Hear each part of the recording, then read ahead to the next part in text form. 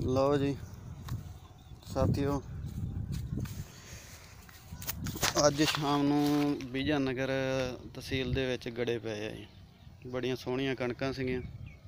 ਆਹ ਦੇਖੋ ਕਣਕ ਦਾ ਹਾਲ। ਆਹ ਦੇਖੋ ਜੀ 2 ਘੰਟੇ ਹੋ ਗਏ ਗੜੇ ਪਏ ਨੂੰ, ਅਜੇ ਵੀ ਹੈਗੇ ਗੜੇ। ਸਾਰੀ ਕਣਕ ਗਈ, ਕੁਛ ਨਹੀਂ ਬਚਾ। ਤਰਸੇਮ ਸਿੰਘ ਜੀ ਦਿਖਾਓ ਮੜਾ। ਆਹ ਦੇਖੋ ਜੀ, ਆਹ ਦੇਖੋ ਆਹ ਸਾਈਜ਼ ਦੇਖੋ ਤੁਸੀਂ ਗੜੇ ਦਾ। 2-3 ਘੰਟਿਆਂ ਬਾਅਦ ਵੀ ਏਡਾ ਸਾਈਜ਼ ਹੈ ਜੀ। ਆਹ ਦੇਖੋ ਸਾਰਾ ਕੁਛ ਬਰਬਾਦ ਹੋ ਗਿਆ, ਸਾਰਾ ਹੀ।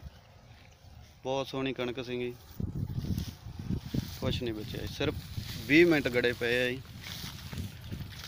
ਇੱਧਰ ਦੇਖੋ ਕਿੰਨੇ ਕਿੰਨੇ ਚੜੇ। ਆਹ ਕਣਕ ਹੈ ਜੀ, ਆਹ ਦੇਖੋ।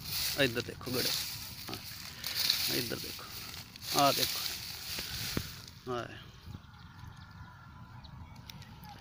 ਇੱਕ ਗੌਰਮੈਂਟ ਕਿਸਾਨਾਂ ਦੀ ਨਹੀਂ ਸੁਣਦੀ, ਦੂਸਰਾ ਫਰਟੀਲਾਈਜ਼ਰ ਕੈਮੀਕਲ ਕੰਪਨੀਆਂ ਉਹਨਾਂ ਨੇ ਲੁੱਟ ਮਚਾਈ ਆ, ਤੀਸਰਾ ਰੱਬ ਤੁਹਾਡੇ ਸਾਹਮਣੇ ਹੀ ਹੈ ਜੀ। ਆਹ ਦੇਖੋ ਆਰੇ ਛਿੱਟੇ ਕਣਕ ਦੇ, ਕੁਛ ਨਹੀਂ ਗਏ, ਸਭ ਕੁਛ। ਧੰਨਵਾਦ, ਥੈਂਕ ਯੂ।